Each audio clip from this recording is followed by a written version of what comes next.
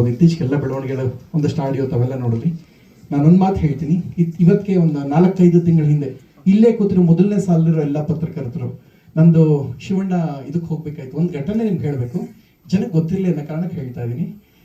DKD finals ಹಿಂದಿನ ದಿನ, ಯಾಕೆಂದ್ರೆ ಅದು ಮುಗಿದ 2 ದಿನಕ್ಕೆ ಅವ್ರು ಅಮೆರಿಕಾಗೆ ಹೋಗ್ತಾರೆ ಅಂತ ಒಂದು ಆಯ್ತು. ಮುಗಿದ ದಿನ ತಿರುಪತಿಗೆ ಹೋಗಿ ಶಿವಣ್ಣ ಹೆಡ್ ಶೇವ್ ಮಾಡಿ ಪೂಜೆ ಮುಗಿಸಿ ಅಲ್ಲಿಂದ ಅಮೆರಿಕಾಗೆ ಹೋಗ್ತಾರೆ ಅನ್ನೋದು ಒಂದು ಪ್ಲಾನ್ ಆಗಿತ್ತು. ಲಾಸ್ಟ್ ವಿಸಿಟ್ ಕಂಠೀರವದಲ್ಲಿ ಮಾಡ್ಬೇಕು ಸೆಮಿಫೈನಲ್ಸ್ ಅಂತಿದ್ದಾಗ ಇದೇ ಮಾಧ್ಯಮದವ್ರನ್ನ ನಾನು ಕರೆದೆ. ಶಿವಣ್ಣ ನನ್ನ ಸೆಟ್ಟಿಗೆ ವಿಸಿಟ್ ಮಾಡ್ತಾರೆ ನೋ ಕೋಕೈನ್ ಸೆಟ್ಗೆ ಅಂತ.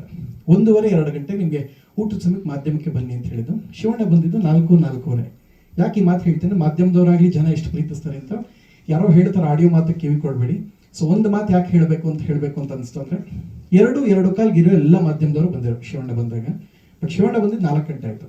ಅಲ್ಲಿ ಸೆಮಿಫೈನಲ್ಸ್ ಮುಗಿಸ್ಬೇಕಾಯ್ತು, 4 ಎಲಿಮಿನೇಷನ್ಸ್ ಇತ್ತು, ಇದೆಲ್ಲ ಮುಗಿಸ್ಕೊಂಡು ಬಂದರು.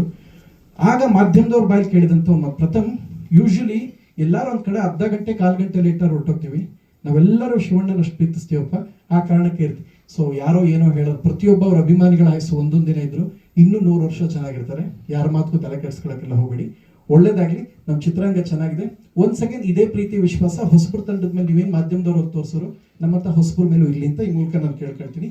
ಧನ್ಯವಾದ, ಥ್ಯಾಂಕ್ ಯು. ಜೊತೆಗೆ ನನ್ನ ಸಿನಿಮಾ ನೆಕ್ಸ್ಟ್ ಮಂತ್ ಬರ್ತೈತೆ. ನಾನು ಇಂಪಾರ್ಟೆಂಟ್, ನನ್ನನ್ನು ನೋಡ್ಕೊಳ್ಳಿ. ಫಸ್ಟ್ ನೈಟ್ ವಿತ್ ದೆವ್ವ ಅಂತ ಇವತ್ತು KV8 ಒಂಚೂರು ಅದು ಇದು ಕೆಲಸಗಳೆಲ್ಲ ಇತ್ತು, ಅದೊಂಚೂರು ಸಲ್ಲಿಸ್ಬಿಟ್ಟು ಇಂಜೆಕ್ಷನ್ ಆರ್ಡರ್ ತಗೋಬರ್ಬೇಕಾಯ್ತು. ಎರಡೂ ಮುಗಿಸ್ಕೊಂಡು ಬರೋದಕ್ಕೆ ಒಂಚೂರು ಲೇಟ್ ಆಯಿತು.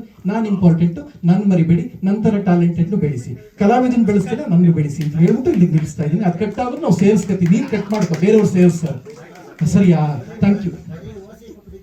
ಹೌದು ಅಣ್ಣ, ದುಡ್ಡು ಹಾಕಿದೀವಣ್ಣ, ನಾನು ಉಳಿಬೇಕಣ್ಣ, ನಾನು ಚೆನ್ನಾಗಿರ್ಬೇಕಣ್ಣ. ಯಾಕೆ ಯಾರು ಕಂಬಿಡಿದ್ದು ನಾನು?